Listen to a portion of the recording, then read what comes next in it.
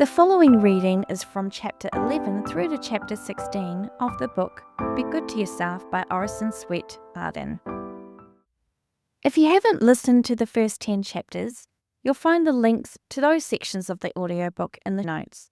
This also includes an introduction to this book and gives some context around the language and topics of discussion that may not be quite so relevant, but despite its age, Be Good to Yourself still serves as a timely reminder that self-respect, inner leadership, and taking care of your body, your mind, and your relationships with others are an essential part of this thing we call life. Let's begin.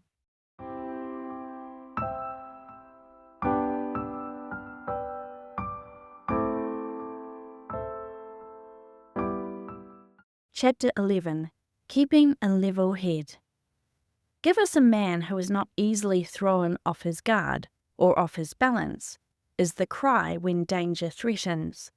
The man who can think clearly and act wisely when others get excited is the man who is everywhere sought to save the day in a crisis.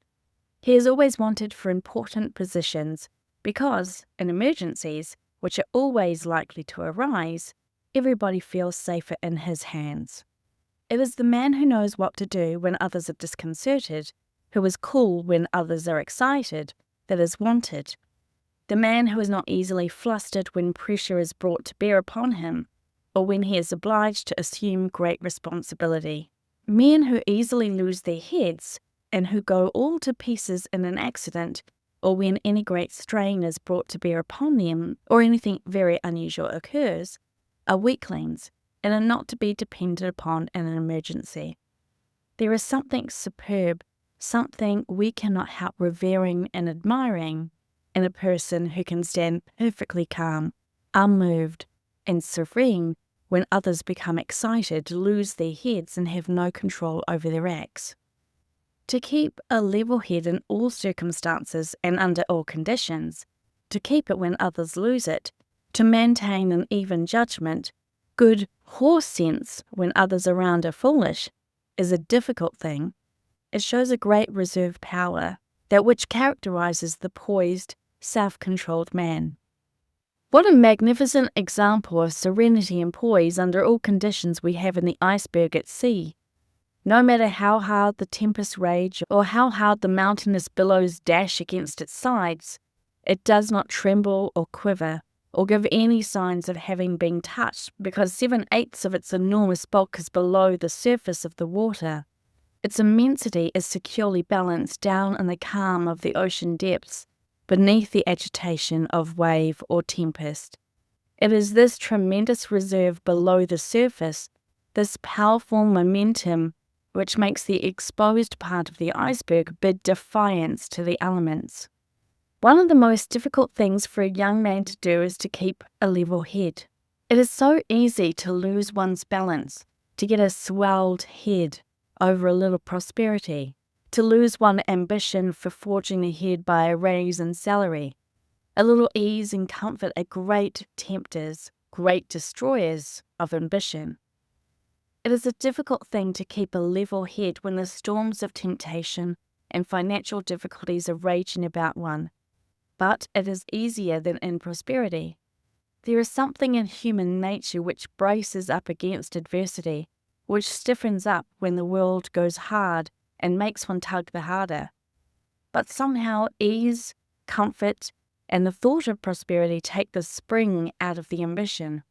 The motive to push ahead, to struggle, to strive is usually weakened by the feeling of satisfaction that one has achieved something worthwhile, that he has gained what he started out to get.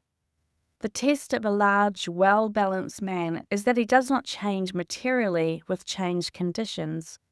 Financial losses, failure in his undertakings, sorrow, do not throw him off his balance because he is centered in principle, nor is he puffed up by a little prosperity. There is one thing a man ought to be always able to do, no matter what circumstances he may be placed, and that is to keep on his feet and, if he falls, to fall on his feet, and under no circumstances lose his balance. If he can keep calm and act deliberately when others are confused and excited, he has a leading part to play in life. It gives him a tremendous power in his community, because it is the level-headed man who keeps an even keel in any storm, that is sought for in great emergencies, looked for in the crisis.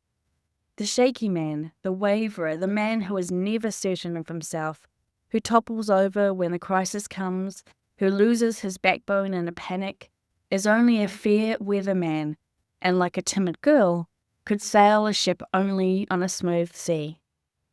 A balanced man has good judgment, and this implies symmetry of development of the various faculties. And strength of character and of mind comes from the harmony of evenly developed faculties.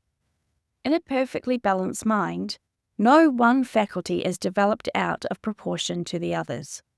In a perfectly adjusted machine, every part is made with reference to every other part. The movement of every wheel in a perfect timepiece must be exquisitely adjusted to the entire watch, and each must be suited to every other wheel in the watch. You would not boast of your watch because it had a very powerful mainspring, while all the other parts were very delicately constructed and were not intended for so much power. We value a watch in proportion as it keeps perfect time, for this is its purpose. How rare it is to find among city youth a really good business head, well balanced, normal, without any great weakness which cuts the average down to mediocrity.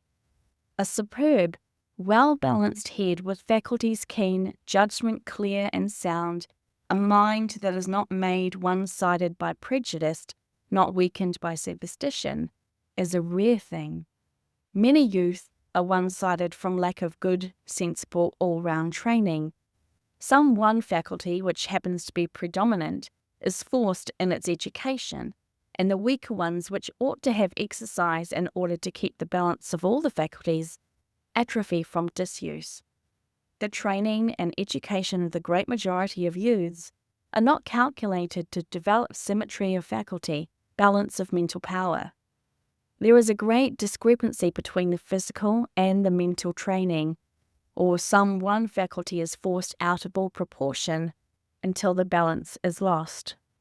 The great object of early training should be to maintain the balance, to get equipoise of faculty, symmetry of evolution, because only in this way can good judgment be developed, a sound mind produced.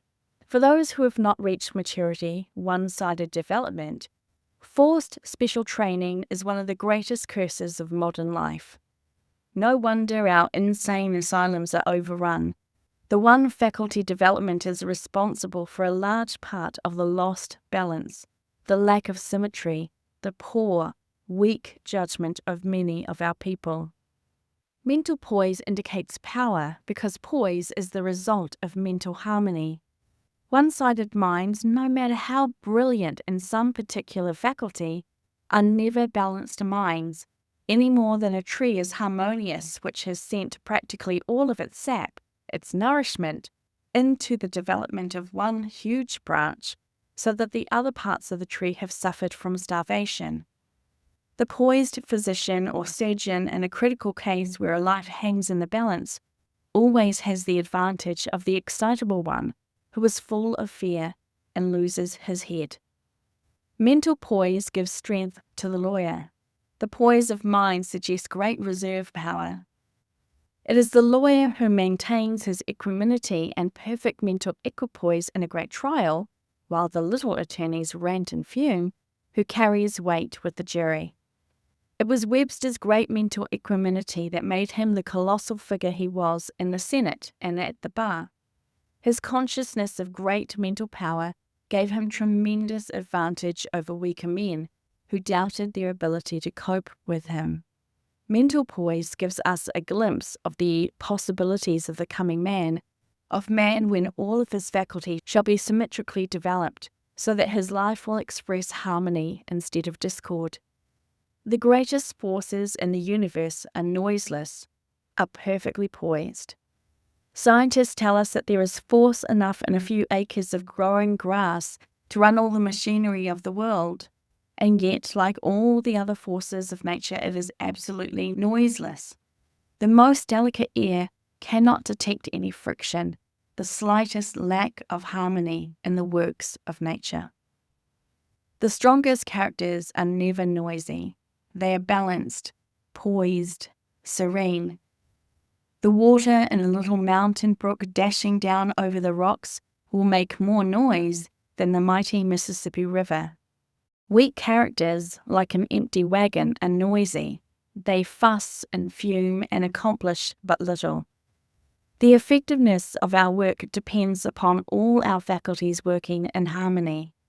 We often see a man without any apparent talent or brilliant faculties get ahead much faster and succeed much better in life than others of apparently greater power, because his faculties are in harmony. One does not fight against another, neutralize another, or counteract its achievements. To produce an ideal man capable of bringing to bear the greatest amount of personal power is the great aim of race development. This man will be proportionate, symmetrical, balanced. Wholeness will be characteristic of him. The ultimate aim is not to produce the greatest artist, lawyer, merchant, or statesman, but the greatest man, symmetrically developed, strong because of the harmony of all his faculties. It is much better to have mental balance than brilliancy. It is better to have comparatively small ability well balanced than to be a one-sided genius. All our faculties are so tied together, so interrelated, that whatever affects one affects all the others. The improvement thereof, of any one quality of the mind, like the improvement of the judgment, strengthens all the other good qualities, whereas the weakening of one tends to weaken all the others and to lower the standard of the whole. A boy does not realize that if he forms the habit of not sawing the wood straight, or of not driving the nail true, or of leaving the sled or the toy half finished, this defect will not only drag itself all through his career, but will also demoralize all of his other faculties, weaken his judgment, affect his industry and his ambition, and lower his general standard of life because of this law of interrelationship of faculties. The boy brought up on the farm has a great advantage over the city-bred youth, in that he has been compelled to develop common sense by exercising his own ingenuity in 1,000 ways to extricate himself from dilemmas in the woods or on the farm, because there was no possibility of getting help.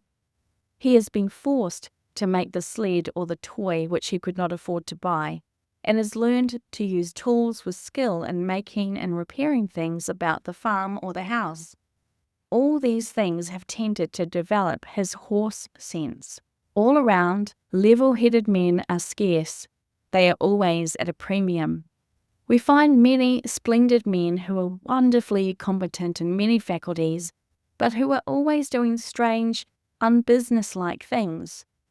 Their poor judgment is always tripping them up, so that their character is like the course of a crooked river which often runs back on itself in its course through an uneven country. The reputation of being erratic or a little bit off in your judgment, of doing foolish things, so that people cannot rely upon you, is fatal to advancement. If you are one-sided, unbalanced, no matter how able you may be in some special line, sound businessmen will not care to have anything to do with you, for they know you might do very foolish things and make serious mistakes under pressure and in an emergency, just the time when a cool head is needed. The country is full of broken, disappointed lives that are all tattered and torn, in which victories have been swallowed up in defeat, effective strokes marred by unfortunate slips, lives in which there is no well put together work, but a great ambition coupled with a total lack of system and ability to save the result of great efforts. There are plenty of these careers that are as checkered as a crazy quilt, just because of a lack of mental balance and good sense of ensure continuity. Employees are often surprised at the advancement to a responsible position of one of their number who is less brilliant than many others. The employer, however, is not looking for brilliancy, but for good sense, soundness of judgment, level-headedness. The employer, in his search for a level-headed, practical man, a man who can do things and not merely dream about them, often passes by the college graduate, the fine scholar, the genius. He knows that the stability of his business, the bulwark of his establishment, depends upon employees with good judgment, good horse sense. Common sense in practical life has the right of way. It ranks far ahead of brilliancy of education. The man who worries, who fusses and fumes, and who goes to pieces over trifles, exposes his weakness, his lack of self-control. It is an indication that he has not discovered himself, has not come to himself, does not know his God-given power, that he has not claimed his birthright of harmony, of power, that he has not discovered that he was designed to be prosperous and happy, to dominate. It shows that he has conquered only a little corner of himself. We take it for granted that the man who cannot control himself cannot control others, that he is not suitable for leadership. The well-balanced person must have a profound respect for himself, for if he does not, he will do things that are absolutely inconsistent with poise of character. The man who does not think well of himself will express in his manner uncertainty, doubt, anxiety, more or less mental confusion. Confidence, a sense of assurance under all circumstances, are among the chief considerations with great businessmen. We have heard bankers and the men at the head of great concerns ask about an applicant for an important position. Is he a man you can tie to? Has he reserve? Has he courage, stamina, staying qualities? Can you depend upon him in an emergency? Has he the grit that never yields? Has he good, sound principles? Most young men do not realize how much their success depends upon their general reputation. It will make all the difference in the world to you, my young friend. What people think of you, how they estimate your ability, what your reputation is for honesty and square dealing, and a good sound judgment. Your level-headedness and honesty locate you in actual life. Every employer is looking for men to fill important positions. Capital is timid and is afraid to risk money or merchandise with a man who is merely brilliant. But men who have credit and are in a position to help you to capital are always looking for hard business sense. If you lack that, no matter how smart you may be, how cunning or shrewd in securing business, or how good in advertising you may be, no matter how good a man you may be or how well you may stand in your community or your church, the capitalist will distrust you. One reason why the majority of people have such poor judgment, especially employees, is because they do not depend upon it. Unused faculties never develop any more than do unused muscles. The habit of using good judgment in everything, no matter how trifling, will multiply efficiency 1,000-fold. You can get along without a college education if you must, and without a great many things if necessary, but you cannot get on in the world without good judgment. Multitudes of students are turning out of colleges every year with a large amount of theoretical knowledge, but they've not had a particle of training along the line of good judgment. We often hear people say that they cannot understand why Mr. So-and-so has had such a mediocre career or has been a failure when he had such a brilliant mind. But it does not matter how brilliant a man may be. If he lacks sound judgment, he is all the time querying his own advancement. It is the rarest thing in the world for a man with good judgment to fail, even if he is not brilliant, for though he may make occasional mistakes, he will get on his feet again. But the man who makes brilliant strokes now and then and is all the time slipping up because of poor judgment will not get on nearly as rapidly as the one much less brilliant, but with sound judgment. No matter how brilliant, men with poor judgment are always slipping back, and by their foolishness losing a large part of what they gained by their brilliancy or their good qualities.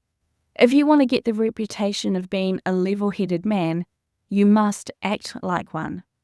Most people are constantly doing things, especially little things, which do not meet with their approval, which they do not consider the best things to be done under the circumstances, but they do them. In acting thus, they lessen the probability of doing the level-headed thing the next time. When we feel strongly impressed to do a certain thing or to do something in a certain way, and we do not do it, or else do it in some other way than that in which we are impressed to do it, we are lessening the probabilities of our doing the wisest thing in the future.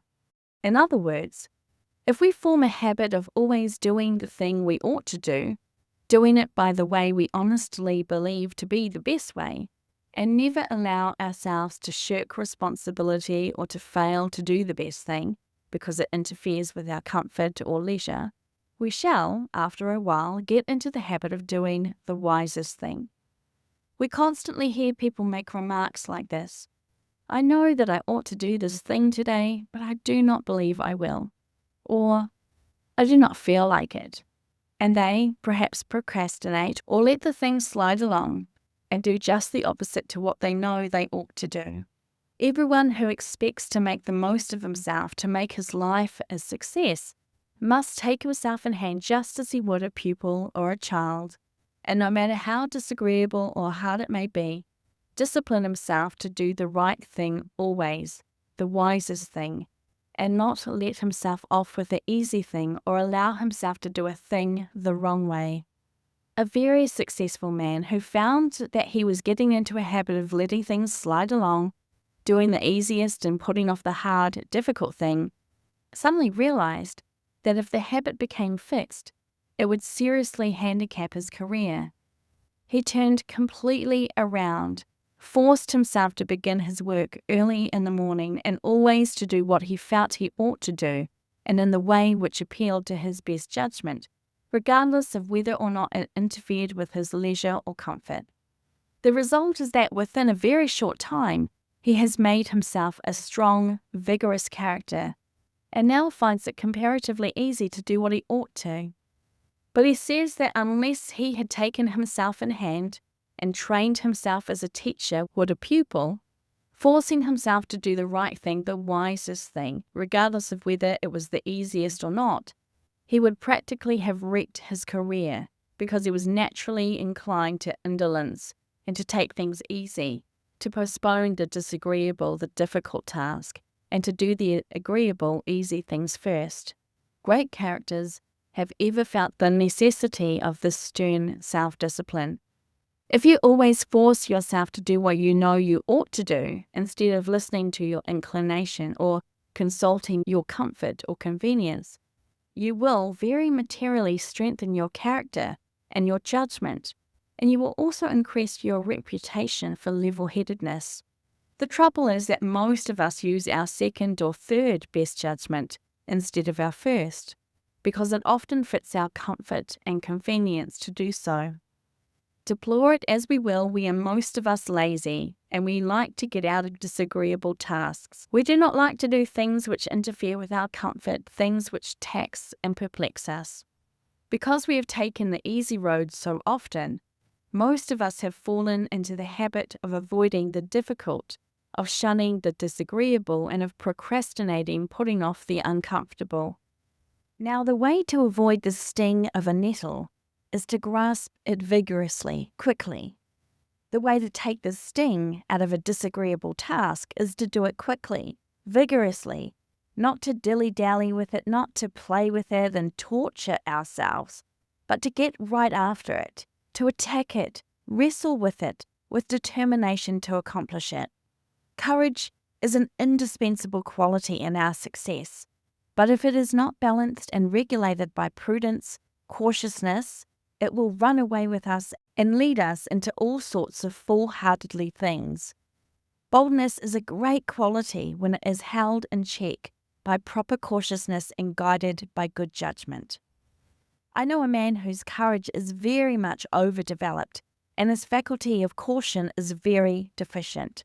He does not know what fear means, and he plunges into all sorts of foolish operations, which do not turn out well, and he is always trying to get out of things which he has gone into hastily. If his prudence had been equally developed with his courage, with his boldness, he would have made a very strong man. Even the highest moral faculties, like benevolence, may ruin a man if he does not have good sense. It might lead him to give away everything he has and not even provide for his family. And in that way, great development, even of the highest faculties, may defeat their beneficent ends. I know another man who is the perfection of kindness, who would do anything to help anyone in trouble, but he entirely lacks the restraining, regulating quality of prudence, good judgment, and he gives away everything he has, and even robs his family of the comforts of life. He does not mean to, but he is not well balanced. Whether you believe or do not believe, do not get morbid or cranky upon any subject, for it is inevitably fatal to advancement. Some of the ablest young men and young women I know have been fearfully handicapped in their efforts to get on because they have developed morbid tendencies. People who are carried away with fads and fancies, who become morbid and cranky, are usually very susceptible to suggestion. If there is any new fad that is epidemic in the neighbourhood, they always catch it. It has its regular run with them like the measles, and they are all carried away with it until something else takes its place. Now, all of these mental peculiarities, cranky notions, do not belong with a level head. They indicate one-sided development. They do not accompany good judgment or soundness of mind, and this is why their victims are always placed at such a disadvantage. Morbid people are narrow. They lack breadth, sympathy, generosity. The magnanimous, charitable soul does not think that he is right and everybody else is wrong. He gives everybody a fair chance. He is charitable and broad and generous towards those who differ with him, knowing that he is just as liable to be mistaken as they are. I know a handsome, splendidly educated young lady so morbid on religious subjects that she has become a nuisance by always harping on religious matters. She is almost ostracized from society and has lost about all her friends.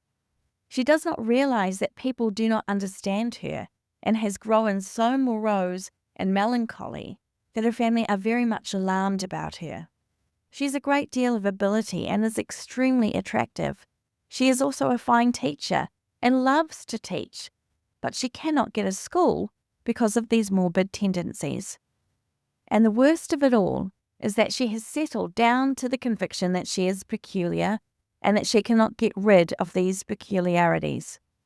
If she would only stoutly plan to be normal and persist in being like other people and not allow herself to dwell upon things which have been such a serious injury to her, she would soon regain her reputation and largely overcome her morbid tendencies.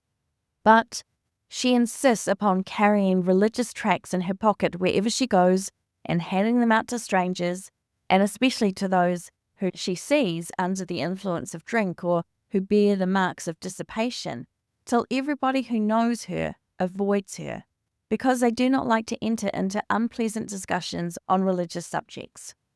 Many people persist in always airing their peculiar beliefs, their fads and fancies, at every opportunity.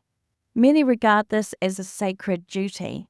They feel that it would be cowardly not to declare themselves or to hide their beliefs and theories. We are only considering the results of morbid tendencies upon one's chances in life. The fact is that people are afraid of those who are morbid because it indicates a lack of balance, indicates weaknesses. They are prejudiced against all peculiarities because they have in mind the normal standard. Employers are always afraid of people with morbid minds. They are afraid of personal peculiarities that indicate departures from the normal. I have in mind a man of estimable qualities who had gone daft on the subject of foods. He is one of the most intelligent men I know, But you cannot talk with him 5 minutes without his trying to draw you into a philosophical discussion of food values and to convince you that the real reason you are fat or lean, have dyspepsia, poor sight, or rheumatism is because of too little or too much of certain constituents in your foods and drinks. He will proceed to go into the chemistry and the physiology of foods until you will get disgusted and leave him and endeavour to keep out of his way in the future.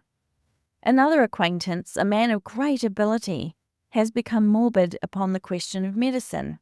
Every time you see him, he will have some new remedy which he believes will revolutionize the physical condition of the race if people would only persist in trying it.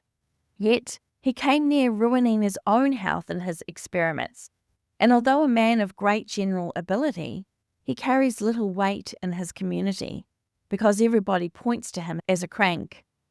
A wealthy man refused to pay for a yacht built for him not long ago by a boat builder with a great name because it had too much sail for the ballast. The skipper of the boat testified at the trial that he did not dare put out all the sail, except in moderate weather, because of the danger of capsizing. The boat was all right in pleasant weather, but dangerous in bad weather. There are plenty of people like this boat. They have too much sail, too little ballast for bad weather. They make a big show, lots of pretense, but they have no reserve. They are not reliable in an emergency. They lack stability.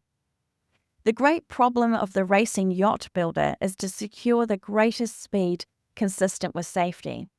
The lines of the boat must not only be constructed so as to cause only the least possible resistance to the water, but the builder must also provide against the possibility of sudden squalls or a heavy sea. Every man should have good sense, good judgment, to steady his conduct in any emergency so that he will not lose his head and topple over under provocation, but keep cool and carry a steady hand no matter what happens. The compass of one's judgment must point as true in a storm as in the sunshine.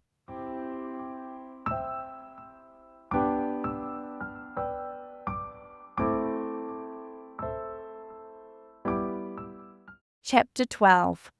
Getting the best out of employees. There are certain plants and trees which kill the chances of every other growing thing in their neighbourhood. They so poison the soil and the air that everything about them is stunted, starved, blighted. Some employers so poison their environment that even the most capable employees cannot prosper under them. Their atmosphere is so suffocating, so depressing, that those about them feel restrained, repressed, suppressed. They cannot act naturally in their presence or do themselves justice. They feel nervous and ill at ease. I have known of employees who worked years in such an atmosphere without getting ahead. They thought it was a lack of ability that kept them down. But when they changed their positions and got into a congenial environment, they advanced rapidly. They expanded like tropical plants, which had been stunted for a time in an Arctic climate, but which flourished when taken back to their native soil. Many employers seem to have a perfect genius for dampening the enthusiasm and spontaneity of their employees, who shrivel and shrink every time they come near them. It is impossible to be at one's best in their presence. They destroy individuality, hope, and courage. They make it very hard for their employees to take an interest in their welfare because they belittle them, scold them, and take the heart out of them all the time. Many employers do not praise upon principle. They think it is very bad for the employee, that criticism is much better than appreciation. Nothing is falser than this idea. Some people are so constituted that they live upon appreciation and praise. They cannot do good work without it. They require it as a stimulus. There is nothing that the average employee will work harder for than commendation or an expression of appreciation.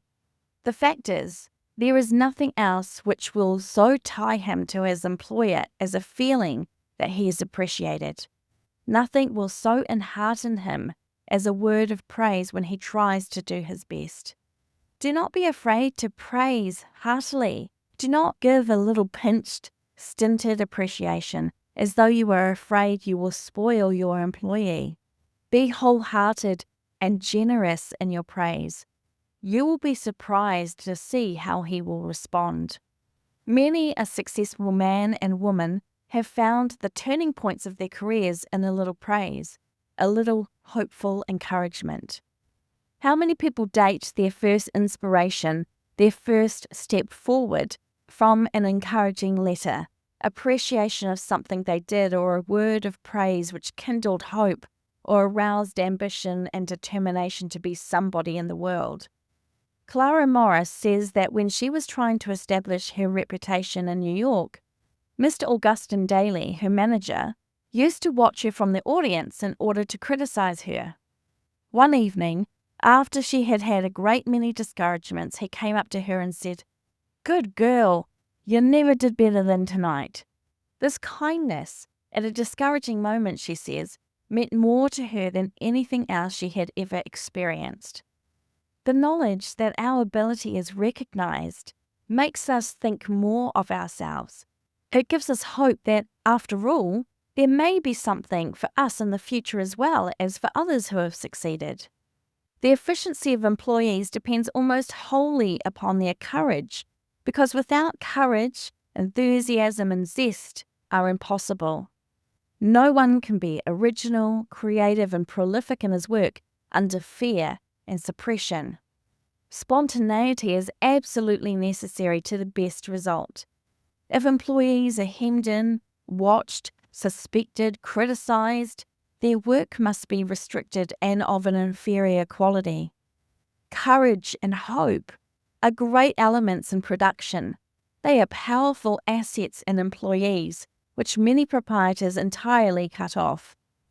Things which create antagonism and put the employee constantly on the defensive suppress individuality and make him a mere machine. There must be freedom or a loss in the ideal service. Fault-finding is the shortest sighted policy in the world. It does no good. It is energy wasted. There is an infinitely better way. When a person makes a mistake or does wrong, speak to him kindly. It will act like magic, and never lose an opportunity for showing your appreciation of a good piece of work. If your employees feel that you do not care anything for them, except for what you can get out of them, they will feel the same way toward you, and only care for their salaries and for an easy time. Their respect and admiration are worth everything to you. They hold your success or failure largely in their hands. They can often turn the tide and make all the difference between good fortune and bad. It pays to keep employees contented and happy. It increases the quality of their service very materially.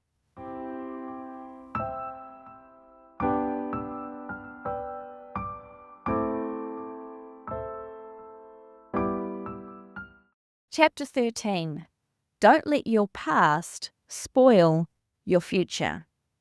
There is nothing more depressing than dwelling upon lost opportunities or a misspent life. Whatever your past has been, forget it.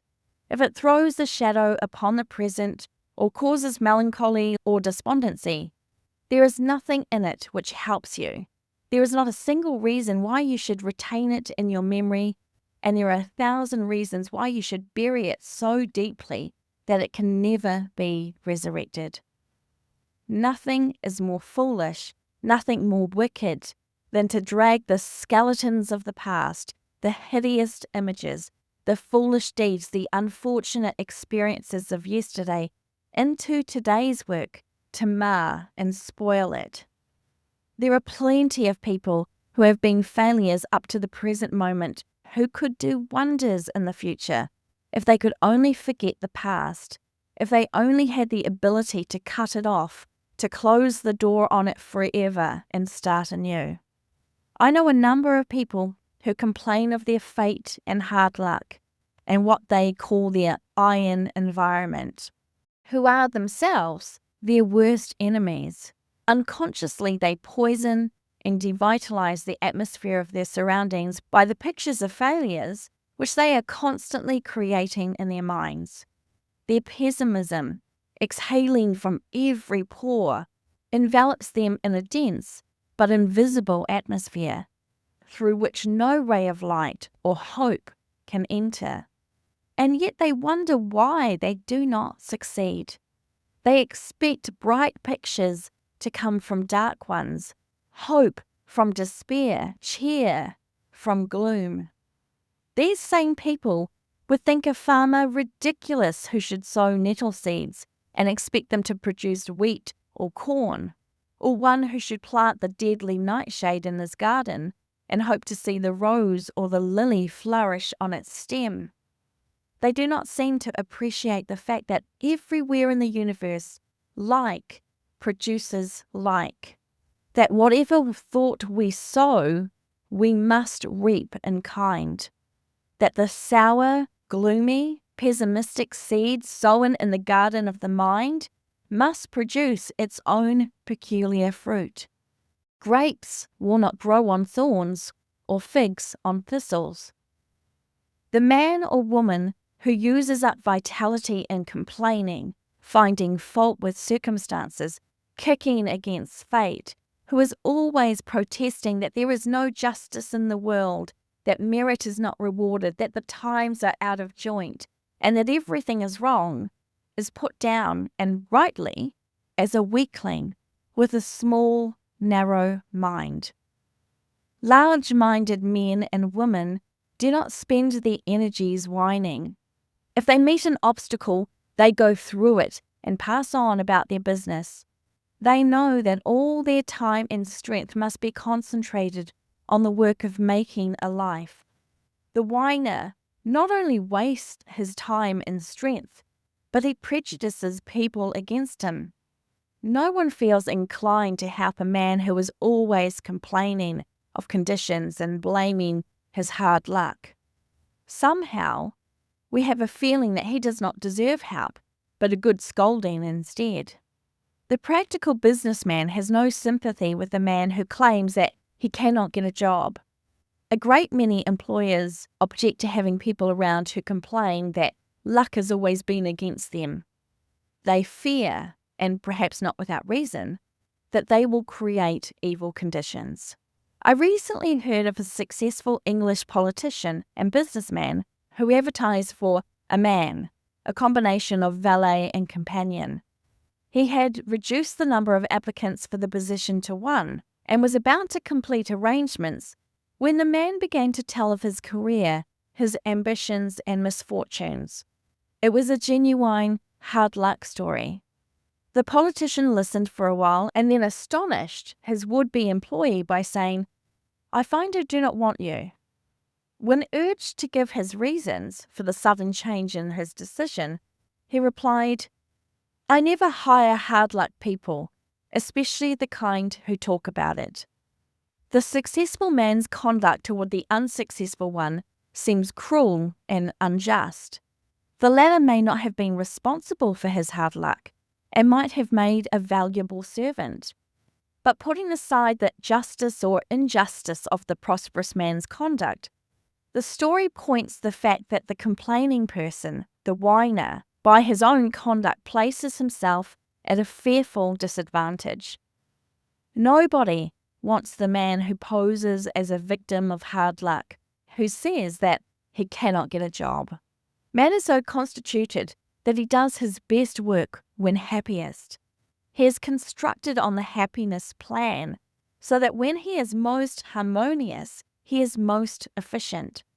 Discord is always an enemy to his achievement, as well as to his comfort and happiness. It is the greatest whittler away of vitality and energy we have. When the mind is full of discords, worry and anxiety, when brain and body are out of tune, it is impossible, even for a genius, to express the perfect music of a full, free life. People do not realize how rapidly vitality is wasted in friction, in worry, and anxiety, as harsh, discordant notes which destroy the harmony of life. How many completely exhaust themselves in needless worrying and bickering over things which are not worthwhile? How many burn up their life force in giving way to a hot temper, in quibbling over trifles, in bargain hunting and systemless work, in 100 ways, when a little thought and attention to the delicate human instrument on which they are playing would prevent all this attrition and keep the instrument in splendid tune.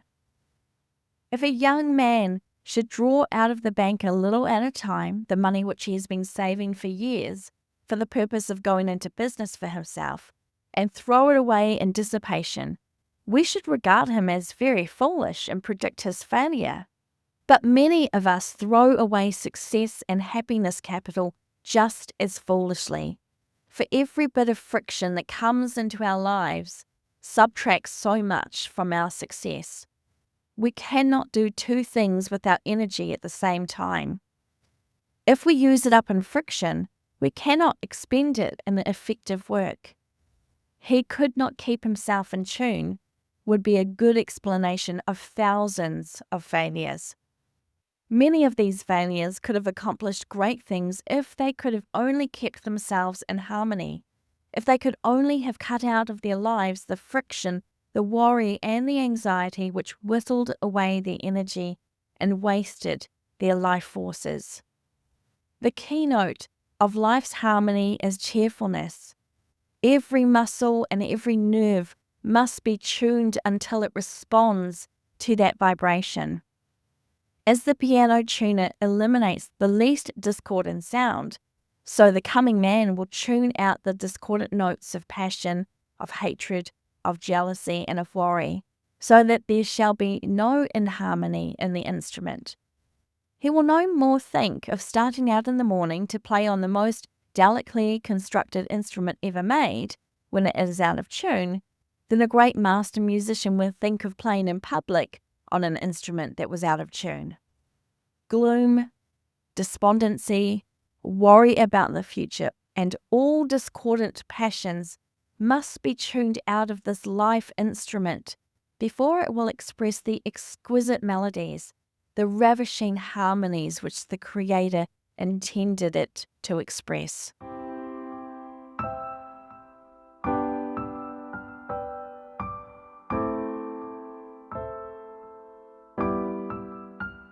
Chapter 14. Almost a Success. Many give up just this side of success. They start out in life with great enthusiasm, but it generally oozes out before they reach their goal. All along life's course, we see people who have fallen out of the running at different stages. Men may be industrious, honest, enthusiastic, well-educated, and have had good opportunities, but lack persistency and courage, and withdraw from the race when the unseen goal is only a little ahead. How surprised they would be if the veil were lifted, but the failure to take the last few steps has made all the difference to them between failure or mediocrity and the longed-for success. An army, which no human being could number, lies encamped around the great city of success, close to its walls, near to its very gates, but it has never entered the city, and it never will enter it. Thousands of people in this great army of the defeated would tell you, if questioned, that they never had a fair chance, that their education was neglected, and they never had anyone to favour them. Yet many of them were born and reared under the shadow of the night schools and splendid public libraries, and had all their evenings and a great deal of daytime at their command, while the Abe Lincolns and thousands of other poor boys got the education by the light of pine knots before the fire in log cabins or amid other lowly environments, and marched past them with triumphant step on their way to victory. Nearly every successful person has felt, during years of struggle and endeavour, that he was accomplishing very little and that life might still be a failure. But those who have achieved good results kept on trying, no matter how dark the night or how great the obstacles. There is no genius like that of holding on and making continuous effort under difficulties. There are 1,000 people who have talent to one who has grit. Brilliancy gives up and talent gets disheartened before difficulty and lets go. There are some very brilliant men in public life who almost do great things, men who raise great expectations in some particular line, but who never win out. They remain perpetual prospectuses of works which are never published. I believe that more people fail from the lack of staying power than from almost anything else. Many are willing to pay any price to attain their ambition, except that of plain, downright hard work. They are willing to expend any amount of energy in scheming and cunning devices or shortcuts and abridged methods, but the thought of many years of tedious, laborious endeavour, the sacrificing of 1,001 little comforts and pleasures, seems to be too much for them. Hosts of people spend many precious years trying to find success bargains marked down, trying to devise a quicker method than hard work. Some men have the peculiar faculty of putting things through, of getting things done, and this is always a sign of strength, of creative ability, an indication of leadership. Almost anybody can start a thing, but it is a rare man who can carry everything he undertakes to a finish, and it is the finish which counts.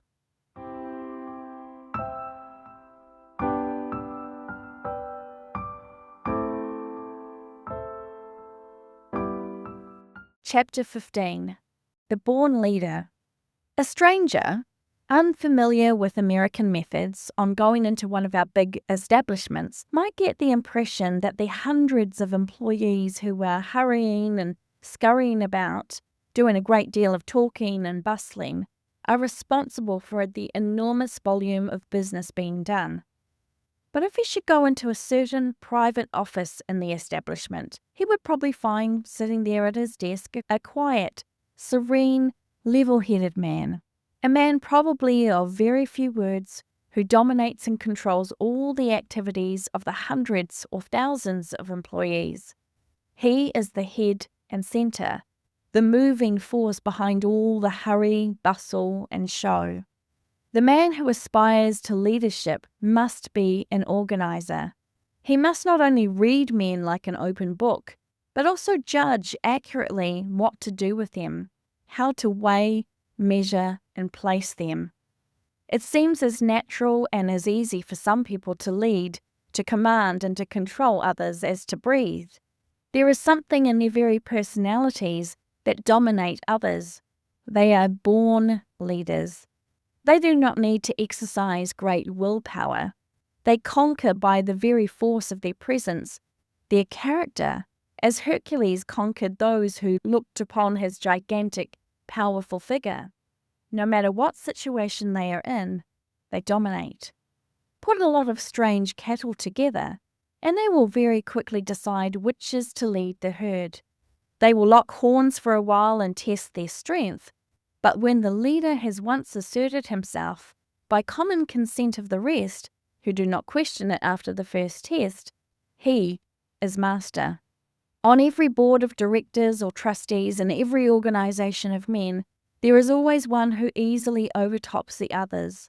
There is always one man who, by tacit consent of all the rest, is recognized as spokesman, as leader. The leader is always characterized by positive qualities. He rules by his vigorous affirmatives. There is nothing negative or minus about him. The positive man, the natural leader, is always assertive, while the negative man shrinks, effaces himself, waits for someone else to take the initiative. A natural leader does not need to urge those under him. They will follow wherever he goes. A good chess player must be able to see a dozen moves ahead. He must keep constantly in mind the unexpected so that he may meet every move of his opponent. Looking ahead is characteristic of the leader. It is the man who can see far into the future that is wanted everywhere. The man who can provide for the unexpected, for the emergency, is the safe man. On the other hand, there is such a thing as knowing so much and seeing so much that it makes one timid about undertaking the lead. Someone says, "It is generally the man who does not know any better who does the things that cannot be done." You see, the blamed fool does not know that it cannot be done, so he goes ahead and does it. Scholarship often kills initiative. Scholars are proverbially timid when it comes to great undertakings. The man who knows little outside of the particular thing he undertakes frequently has courage because he does not see the risks, the possible dangers of failure or of disaster as clearly as a more intelligent, better educated man sees them. His range of vision is narrow. He just sees the step he is taking, and so he plunges in with all his energy and enthusiasm. Everywhere there are men who murder the English language every time they open their mouths, men who know almost nothing of books or schools, who are doing things that the college-bred man shrinks from attempting. Whether the leader be educated or uneducated, he is always able to draw the line between theoretical knowledge and practical ability. He knows that ability that cannot be practically applied is useless as so far as his work is concerned. There were many men under General Grant who were better educated, more cultivated, more widely read than he, but who could not transmute their knowledge into power. On the other hand, what Grant knew he could turn to practical use. You cannot be a general and a private at the same time. You must either lead or follow. You must either make the program or help carry it out. You cannot do both if you expect to do anything big. The success of the great general depends largely upon his ability to surround himself with a staff of officers who can carry out his orders, execute his plans. Grant had many officers who could work harder than he, but he could out-general them all. A leader must be a man of prompt decision.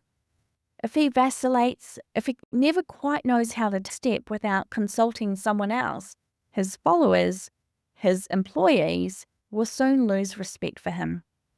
You cannot do the biggest things in this world unless you can handle men, and you cannot handle men if you are not in sympathy with them.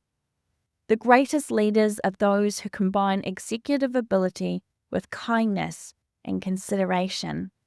Employees will not only follow such a leader, but will also follow him enthusiastically, work for him nights and holidays, do anything to help him along. But if they see mud at the bottom of his eyes, if he lacks the qualities of manhood, if they see nothing in him to admire and respect, they will follow, if they follow at all, as the slave follows his master. There is no system, there are no rules of business by which a man can force people to be loyal to him and enthusiastic for his welfare. There must be qualities in himself which will call out their voluntary confidence and respect. They must see that he is businesslike, that he has executive ability, that he has the qualities of leadership. Then they will follow with zeal and loyalty. If you are a leader, an employer in any line, it is idle to expect that you can call out of your employees qualities which are vastly superior to those you possess yourself. The very idea of leadership is superiority, force of character, executive push, the ability to plan and put an undertaking through to a finish. If you are afraid of making enemies, do not try to lead. For the moment you step out of the crowd and show originality, individuality, you will be criticized, condemned, caricatured. It is human nature to throw stones at the head lifted above the crowd.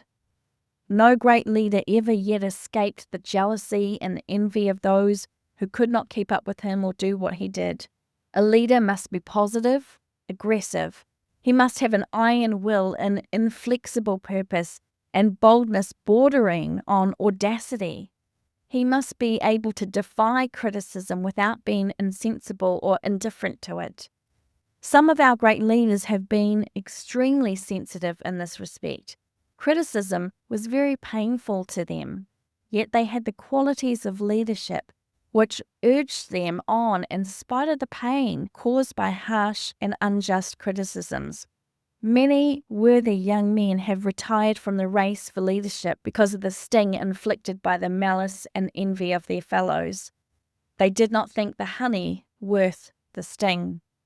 Large leadership today calls for great breadth of view, for the same qualities which made the leader in the past, but much enlarged and developed to meet the needs of our time. The vast combinations, the enormous interests involved in our large concerns today require colossal leadership. Organization is the one overtowering necessity of the times. It comes logically of the vast interests put into one business through incorporated capital. There never was such a demand for leaders, men who can do things, as there is today. One great flaw in the education of the young is its failure to develop individuality. Boys and girls with the most diverse tastes and talents are put through the same curriculum. The dull boy and the bright boy, the dreamy book lover and the matter-of-fact realist, the active, inventive spirit, and the one whose soul is attuned to hidden music, the youth with the brain of a financier and the one who delights in mimic warfare and strategic games, all are put into the same mold and subjected to the same processes. The result is inevitable. 9/10 of the children educated in this machine-like fashion are copies of one another and reproductions of the same pattern. Our system of education tends to destroy individuality, except in cases where special talents and characteristics are so marked that they cannot be dulled or blunted by any amount of conventional training. The collective method of education destroys individuality, nips originality in the bud, and tends to make the child a weakling or an imitator instead of an original, forceful, distinct entity. A great many people remain trailers all their lives, followers of others, echoes instead of realities, because their distinctive qualities, their original powers, were not developed, called out, or encouraged in youth. What a sorry sight is a man with great possibilities of leadership, following somebody else all his life, seeking the advice of others when he is amply able to give it, and never daring to venture on his own judgment, because he has always leaned upon others or depended upon someone else to lead the way. His common sense and power of independent decision, his strongest inherent qualities, lie dormant within him. He's doing the work of a pygmy when he has the undeveloped capabilities of a giant, all because of a lack of proper individual training.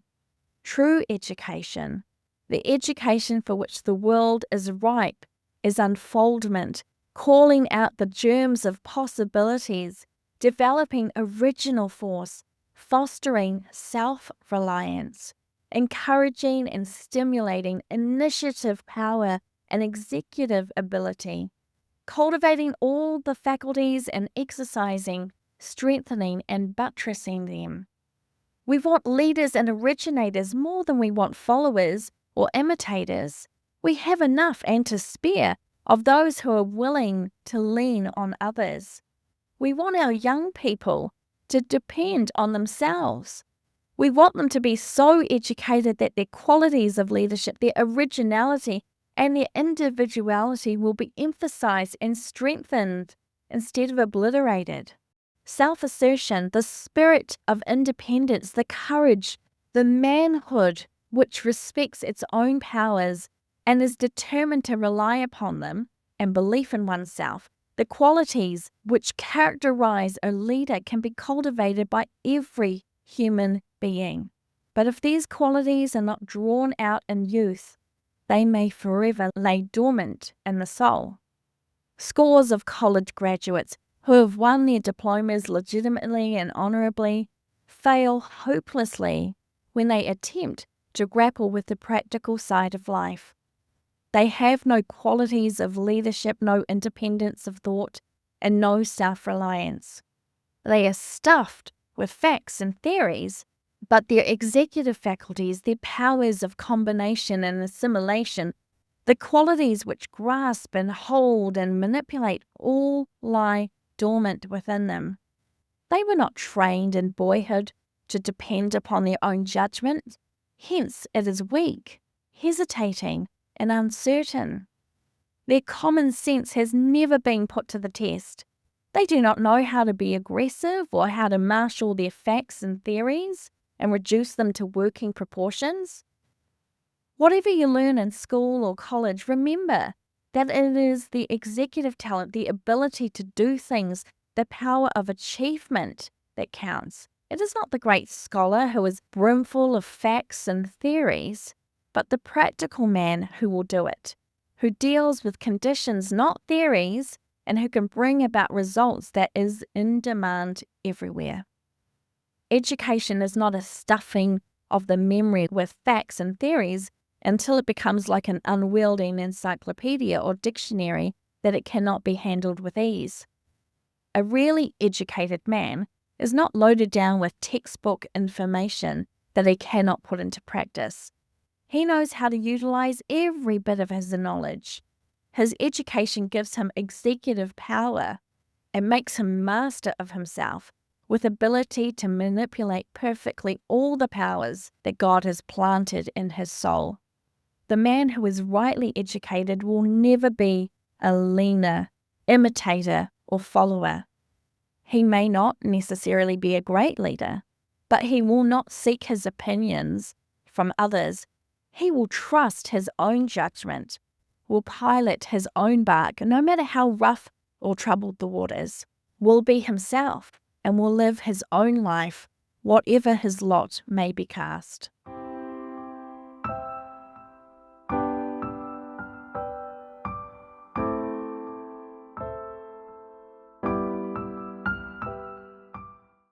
Chapter 16. The Passion for Achievement. What are the motives which keep men slaving after they have acquired a competence? Is ambition a selfish attribute? These and similar questions are very frequently asked.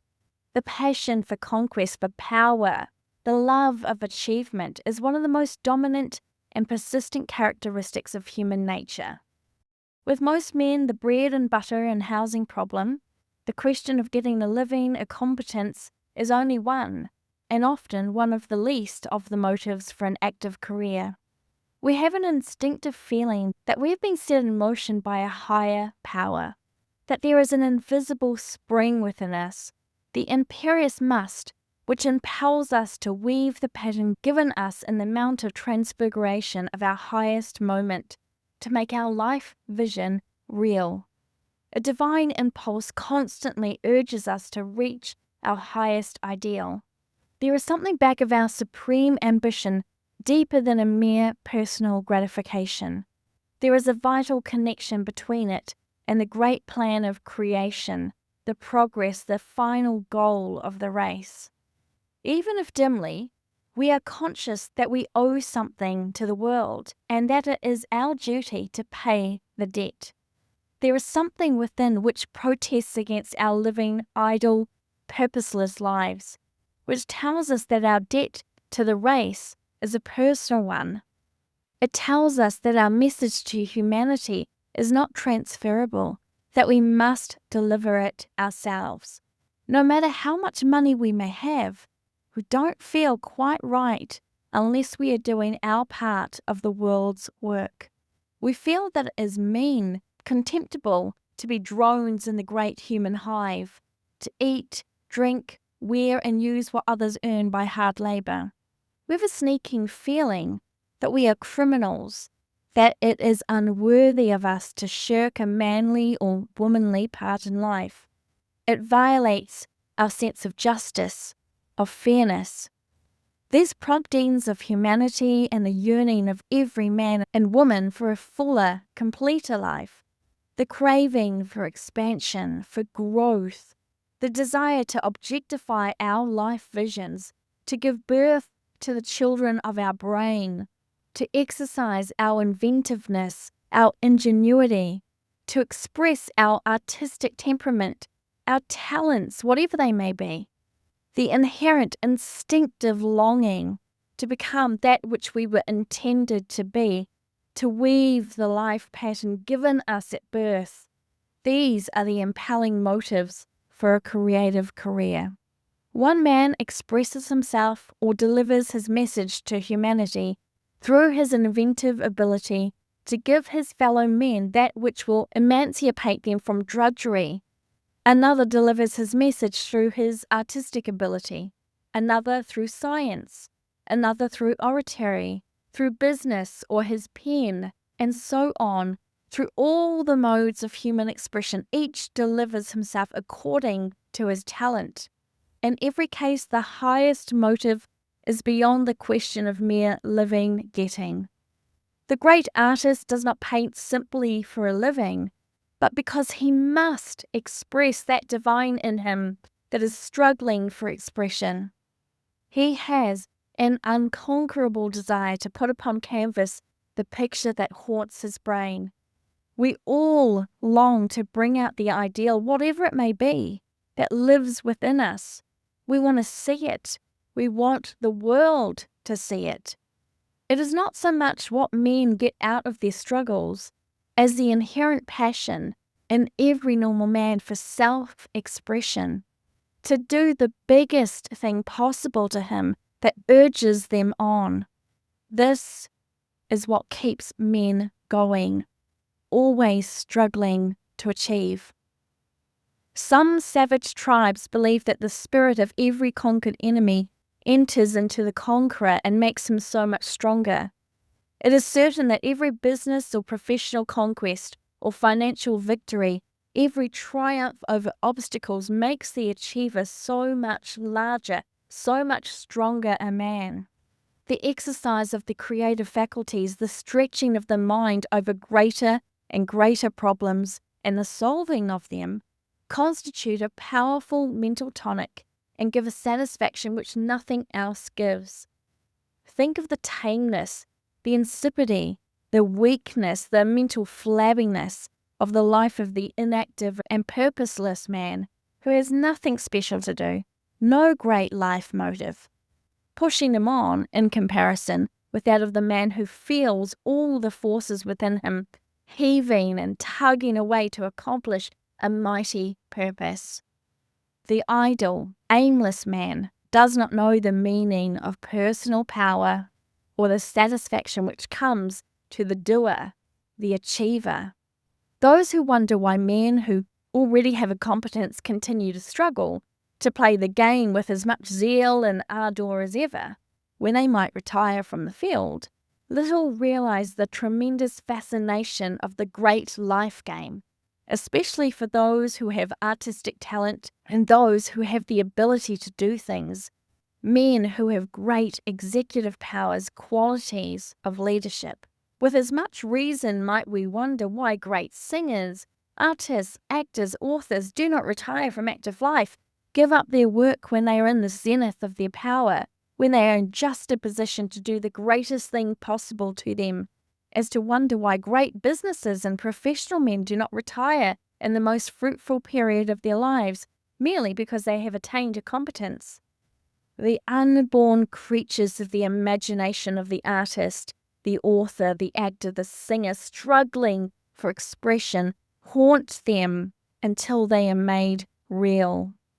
So the ambitions and ideals of the businessman, the professional man, clamor for expression so long as he is able to continue in the game. Those who have never won big battles in business do not realize what a deep hold this passion for conquest, this insatiable thirst for every normal man for self-expression, to do the biggest thing possible to him that urges them on. This is what keeps men going. This insatiable thirst for victory gets upon the achiever, how it grips him, encourages him, nerves him for greater triumphs. A great businessman developed the lust of power, the passion for conquest, as did Napoleon or other great warriors. The desire to achieve, to dominate, grows stronger and more vigorous with every new victory. The ambition for greater achievements is fed by every fresh triumph, and the passion for conquest, which years of winning and the habit of conquering have strengthened, becomes colossal, often abnormal, so that men who have grown accustomed to wielding enormous power shudder at the very thought of laying down the scepter. Think of the great business potentates of our country, whose power governs vast fields of activity. Think of these men as retiring, giving up active life, because they have acquired a competence. Some of our captains of industry, railroad men, bankers, and financiers wield more real power today, exercise a greater influence upon civilization than many European rulers. We hear a great deal of criticism of the greed of rich men, which keeps them pushing ahead after they have more money than they could ever use to advantage. But the fact is, many of these men find their reward in the exercise of their powers, not in amassing money, and greed plays a comparatively small part in their struggle for conquest. Yet this is not true of all rich men. Many of them are playing the game, and keep on playing it for the love of accumulating. Their selfishness and greed have been indulged so long that they amount to a passion, and the accumulators oftentimes become money mad. But the higher type of man plays the game from start to finish for the love of achievement, because it satisfies his sense of duty, of justice. Plays it because it will make him a larger, completer man, because it satisfies his passion for expansion, for growth. He plays the game for the training it gives, for the opportunity of self-expression. He feels that he has a message to deliver to mankind, and that he must deliver it like a man. The tyranny of habit is also a powerful factor in keeping men going. The daily routine, the business or professional system, becomes a part of our very nature. When we have been going to our office or business at just such a time every morning, doing about the same things every day for a quarter or half a century, any radical change, a sudden cessation of all these activities, a switching from the daily use of our strongest faculties to comparatively unused ones, is not a pleasant thing to contemplate, nor an easy thing to endure. Every normal man has a dread of the shrinking and shriveling which inevitably follow the change from an active to an inactive life. He dreads this because it is a sort of slow suicide, a gradual atrophy of a talent or power which had perhaps been the pride of his life. There are many reasons why a man should not retire when he has a competence. A whole life's momentum, the grip of habit which increases facility and desire at every repetition, strong ties of business or professional friendship, and above all, the passion for conquest, for achievement, for love of the game, tend to keep him in it. It is the love of forging ahead, of pushing out into new fields, which has grown to giant proportions in the grand struggle for supremacy, the ambition to push on a little further, not greed or selfishness, that keeps the majority of men in harness. The artist, the business or the professional man is much like the hunter who will endure all sorts of hardships and privations in the pursuit of game, but loses all interest in it the moment he bags it. The love of achievement is satisfied in the very act of creation, in the realization of the ideal which has haunted the brain. Ease, leisure, comfort are nothing compared with the exhilaration which comes from achievement.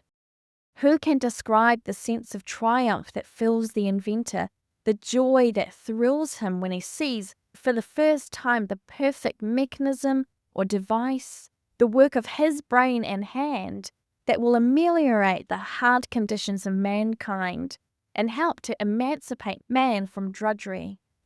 Who can imagine the satisfaction, the happiness of the scientist who, after years of battling with poverty, criticism, and denunciation, and the tortures of being misunderstood by those dearest to him, succeeds at last in wresting some great secret from nature and making some marvelous discovery that will push civilization forward? The struggle for supremacy, the conquest of obstacles, the mastery of nature, the triumph of ideals has been the developer of man, the builder of what we call progress. It has brought out and broadened and strengthened the finest and noblest traits in human nature. The idea that a man, whatever his work in the world, should retire just because he has made enough money to live upon for the rest of his life is unworthy of a real man who was made to create, to achieve, to go on conquering. Every normal human being is born with a great sacred obligation resting upon him to use his highest faculties as long as he can and to give his best to the world. And the laws of his nature and of the universe are such that the more he gives to the world, the more he gets for himself, the larger, the completer man he becomes. But the moment he tries to sell himself to selfishness, to greed, to self-indulgence, the smaller, meaner man he becomes. It is no wonder that the man who retires merely for selfish gratification is uneasy, unhappy, and is sometimes driven to suicide. He knows in his heart that it is wrong to withdraw his great productive, creative abilities from a world which needs it so much. He knows that it is a sin against his own development, his own future possibilities, to cease the exercise of his God-like powers. It is the wrestling with obstacles and the overcoming of difficulties that have made man a giant of achievement. If we could analyze a strong, vigorous character, we should find it made up largely of the conquering habit, the habit of overcoming. On the other hand, if we should analyze a weak character, we should find just the reverse, the habit of failure, the habit of letting things slide, of yielding instead of conquering, the lack of courage, of persistency, of grit. There is the same difference between a self-made man who has fought his way up to his own loaf and the pampered youth who has never been confronted by great responsibilities that would exercise his powers and call out his reserves, that there is between the stalwart oak, which has struggled for its existence with 1,000 storms, with all the extremities of the elements, and the hothouse plant, which has never been allowed to feel a breath of frost or a rough wind. Every bit of the oak's fibre has registered a victory, so that when its timbers is called upon to wrestle with storms and the fury of the sea, it says, "I am no stranger to storms. I have met them many a time before. I feel within me stamina and fibre to resist the fury of any sea, because I have fought and overcome its equal 1,000 times." The hothouse plant succumbs to the first adverse wind. Responsibility is a powerful, developing factor of which the idle, aimless person never gets the advantage. Great responsibilities bring out great reserves to match them. The consciousness of having a message for mankind has held multitudes of people to their ideals amid suffering, hardship, and overwhelming difficulties. Every normal human being is happiest as well as strongest when active, especially when doing that which he was intended to do, that which he is best fitted to do, when he is trying to make real the vision of his highest moment. He is weakest and most miserable when idle, or doing that which he is least fitted for by nature. The divine discontent which all aspiring souls feel is a longing for growth, for a realization of possibilities. It is the call of the potencies within us to do, to be. The longing for that expansion and power which can only come from healthful, vigorous activity in pursuit of a worthy aim. There is no mental tonic, no physical stimulus like that which comes from the consciousness of growing larger, fuller, completer each day in the pursuit of one's chosen work.